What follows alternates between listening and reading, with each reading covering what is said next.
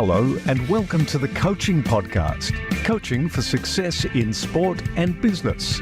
Your host is Emma Doyle, the energy and high performance under pressure coach who is a world leader in unleashing human potential.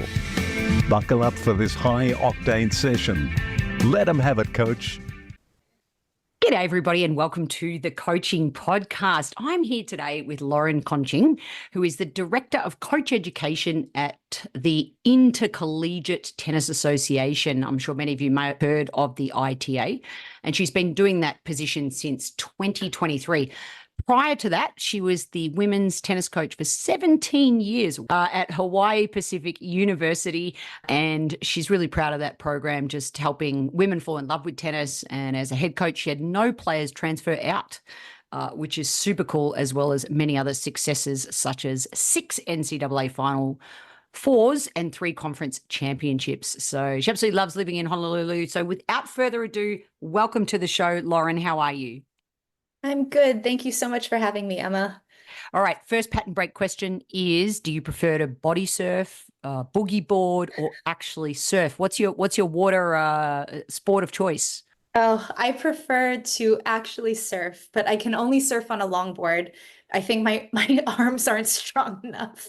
So I can only longboard. I can only longboard small waves on very nice days. And then other than that, I prefer to go diving or something. Well, that's pretty cool. Nonetheless, I tried surfing once, but it's so funny. Hand-eye coordination versus hand-foot coordination, totally different. And I'm much better off a hand-eye all the way than anything on a surfboard or a snowboard, even though my reputation as an Aussie. Anyway, I'll stop there. Let's get back onto coaching. Let's talk about your new role. Let's go there first. The Director of Coach Education. What does that mean to you? I think to me, it means providing our college coaches with different opportunities and programs that are out there and just trying to make them a better coach. I think the one thing that I've found really interesting in this role is that there's so much content out there. I mean, there's so many opportunities to get educated, whether it's from USTA, USPTA, PTR, WTA, ATP. I mean, it's just endless. And you have all these amazing people, but how can you possibly go through it all? So I'm really trying to connect the dots for our coaches. And then in the college space, I'm really trying to give them opportunities to connect and collaborate with each other, because I know as a young coach, when I was a young coach, that was the feeling I had, was that I was kind of like doing this on my own. It was like, well, it's my team against your team. And so why would you help me? And so I didn't ask a lot of questions, and I made a ton of mistakes, which I would have done anyways. But I think if I had just had the opportunity to collaborate with a lot of coaches earlier on, I would have learned from them, and I would have understood that they would help me. It is an interesting thing, because as coaches, if I think back to my early days, we are quite territorial, especially in Australia. You coach at your club and you don't generally reach out. Maybe you reach out to a coach on the other side of the other side of the state, so you're not in competition. But you're 100% right. When most coaches do want to help and they do want to collaborate, for sure. So how do you do that? How do you bring people together? Well, we've started with, and this was with my predecessor as well, she started these coaches circles. So it allows coaches to come on a call, and the agenda is, there isn't an agenda. Basically, we identify a couple topics, like 3 topics that are hot for the month, and then we break them out into rooms and they can talk about it with each other. We started a mentorship program. So this is the 5th year of the mentorship program. We're really trying to focus on the new younger coaches. So just letting them know, hey, when you come into college coaching, we're going to set up an orientation for you. And if you need help in these areas, let me know. I'll find you a coach that's been through this, and I'll put you guys together and you can talk with them. They'll help you through some of these problems. So yeah, that's fantastic. So speaking of a hot topic, women coaches, do you have any stats? Where are we sort of at the collegiate level with regards to women in coaching? Yeah, so college programs, we have in all of college tennis probably have about 25%. It varies, between somewhere between like 23 to 28% every year. And percentage of women's coaches at the D1 level coaching women's teams is about 40 to 50%. So numbers are slightly improving, but still not enough, I think.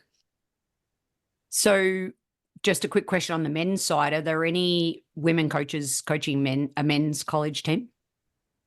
There are, but it's rare, and it's mostly at programs where there's one coach for both program. There's a handful of schools where there is a female coach for the men's program, and that's it. But it's very, very rare. I think it's just a handful. Most coach both teams. So why do you think that is, and what can we do about it? Oh gosh. I mean, this is such a deep issue. But I know. I I'm sorry. I play devil's advocate on this show. Sorry. I don't know why I mean, I have some theories about why it is, but I don't know how accurate they are. But I do think that it's just not a profession that a lot of young girls grew up having female coaches. And it's so true. Like if you see it, you think you can do it. And if somebody encourages you to do it, then you can do it.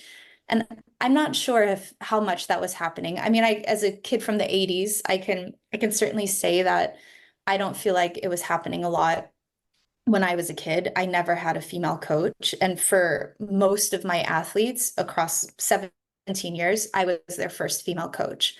And so if I think about that and how many generations that spanned or how many decades, it's a lot, I mean, and so how can you think that that's a job you're going to do if you're not used to seeing people doing it? And so that's one thing. I'm highly encouraged by the young women now who are coming out of college tennis that want to be coaches. They want to pursue it.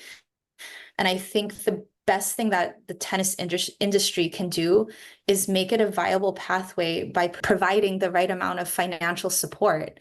I mean, women are very smart, and I think we use our time very well. I think we're starting to understand our value more.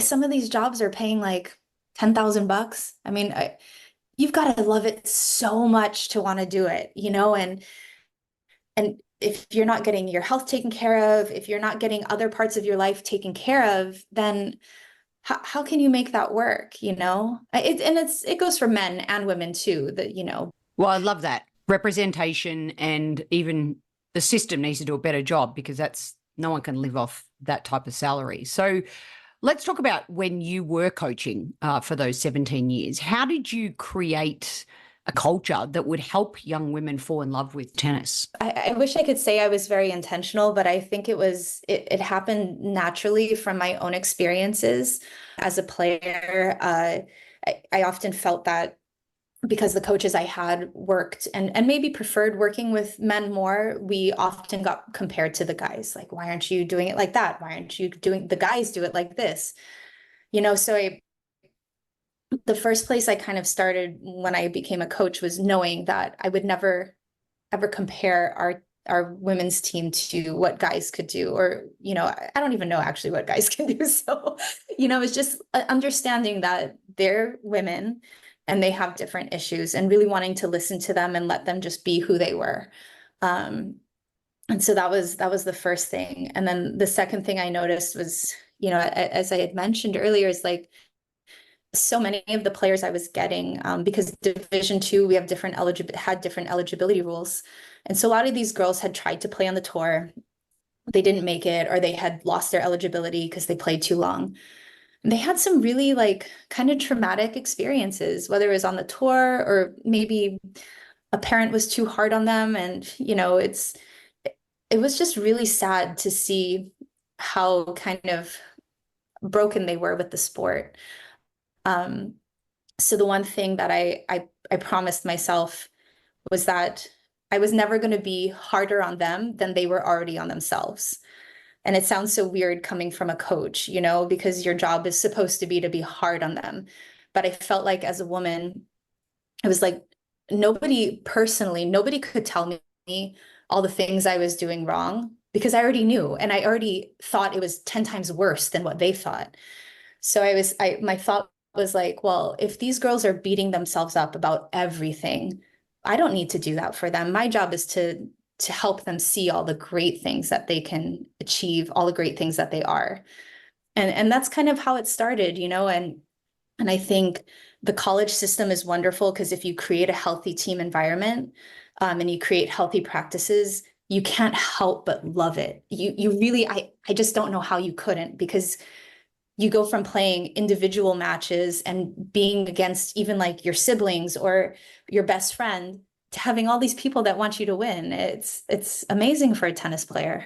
You just summarized day one for me on the practice court. We just had to hit 6 balls cross court, and in Australia you hit a winner, no one even claps, right? And I hit first ball cross court, second ball cross court, and if you didn't, you had to run like 5 courts. And I just remember like these 8, 9 other voices behind me. After I hit my first ball in the court cross court, they were like, "You go, girl, you got this." And I was like, oh my God, this is like so empowering to do something for more than just yourself. So you've already spoke about listening. I love this concept of the 1% principle to create a great program culture of cohesiveness. So some great concepts already, which leads into our guiding question on the podcast. In 1 to a maximum of 3 words, what do you think makes a great coach? Okay, so I think the 3 words I would use for a great coach to me is relatability, passion, and communication. Communicating with the athlete how they are going to receive and hear the information, and it's not just about what you want to say. And so I think knowing how to do that is like the number 1 skill of a great coach. Would you say, because our audience is both business and sports coaches, would you say that applies in the workplace as well? I mean, even in your current, this new role about being relatable, being passionate, and being able to adapt to your communication? Oh, for sure. I mean, I think like the communication piece is something that yeah, whether you're a CEO or you're a tennis coach or whatever, I mean, even as a parent, I think you have to speak in a way that the person you're talking to is going to understand you, and sometimes I'm always surprised there seems to be a disconnect between those 2 things. And there's a lot of questions about why things aren't getting done or the message is getting lost, but you have to know the person you're talking to. So I just pulled something up on my phone. We're going to go into hilarious mode. This happened at a workshop for me last week. And this gentleman was married to an Australian. And he said this sentence to me, and I'm going to ask you, Lauren, how much of this, well, it's about 3 or 4 sentences. How much do you understand? Even though Aussies, obviously, and US, we speak the same language. We both speak English, right? But just to prove this point, because this was so funny, I think, and maybe it'll get a laugh or 2 for our listeners. So this is what he said to me. He said, "So next Arvo, we're going to head down to the park for a barbie. I'm going to cook the chooks and the snags if you bring an esky of stubbies. Hopefully this time you won't get crook. Be sure and bring your cozies and your togs. Should be a nice day. It's totally fine to be in your thongs. We will be in a nice place because we had a blue with some mozzies, but fair dinkum, we won. But they have witches' hats all over the place because they replaced the butcherman. But Bob's your uncle." So Did you understand anything that I just said? yes, I got about 50% because I had Australians and I knew a couple words, but There you go. not Same language. It's so, and my youngest daughter is obsessed with Bluey. Bluey, yeah. Obsessed. We watch so much Bluey in this house. Yeah. Oh, But that's great. yeah. That's great. All right. Well, I hope you all got a laugh out of that. In the US Open, you just went the other day. I wonder how many college players were playing in the US Open, singles, doubles. It seemed like more than usual, or is that a rising trend? No, it's a rising trend, and I think it's been consistently more than normal. And it's so cool. I mean, and also I think this US Open is the deepest American or college players had gone, whether they were American or not.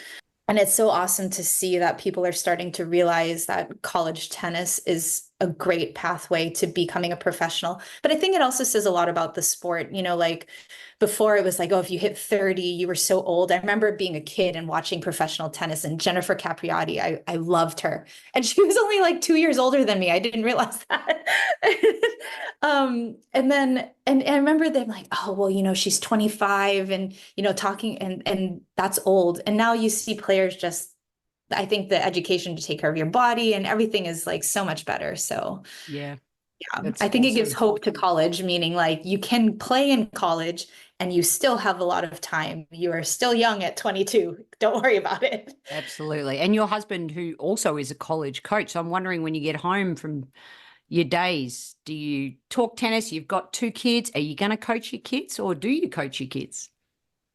It is so hard. I think, so we do talk a lot of tennis. We talk a lot about his team, and I share a lot of things that I'm learning through my job and what can help him and resources. And it's the only thing we've ever known. Like we coached together for the whole time that we were, yeah, at the beginning of our careers. Um, but as far as coaching our kids, I mean, wow, I would love some great advice from somebody because it is so hard. It's so hard to coach your own kids, as we're finding out. Like we have a 9-year-old, and I would love advice to know on how to do it, because like something I prided myself as a college coach was the level of patience I had. I mean, if you were having a problem with your toss and it was going this way and that way, it's no problem. 2 hours, we could be out there all day working on your toss. I didn't care. And my 9-year-old throws one toss and I'm like, are you gonna hit it, or what's happening right now? It's terrible. It's difficult. Yeah. It is. It is difficult. So one quick tip that I do have, I've known a lot of great parent coaches, is something called a contextual marker.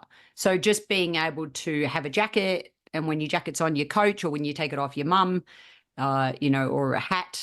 And then I think also one thing definitely Judy Murray and another friend of mine, Deanna Penman, did really well is when the kids were on the cusp of teenagers, then they sought out other coaches to be able to take the reins from there, even though they had some input. So there's a quick tip, because we've got to always give practical advice on this show. We love that. I love that. Yeah. I'm going to try it. Yes. All right. Awesome.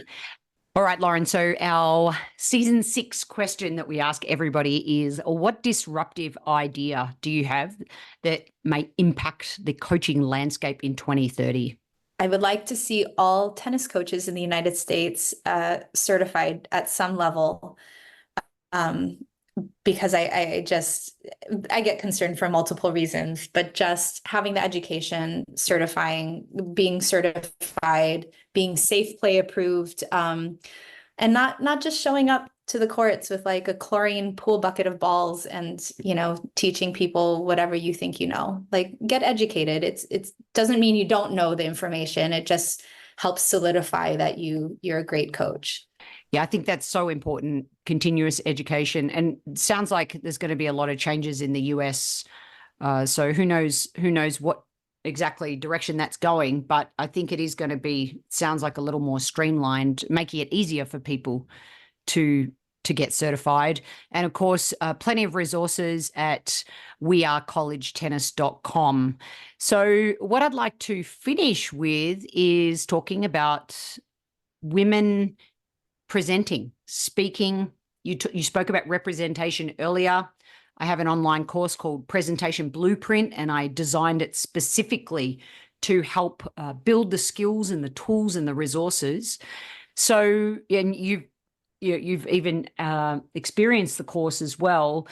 Talk to me about the importance of that, which we've touched on already, but also your experience even with Presentation Blueprint and having more women speaking and the importance of that. Yeah, I think so often, or if I reflect on my own experience, like if I was being asked to speak at something, the first thing I would think of is like, oh my God, I don't know if I can speak at that, or how are people going to look at me, or will anyone be interested in me? Will anyone show up?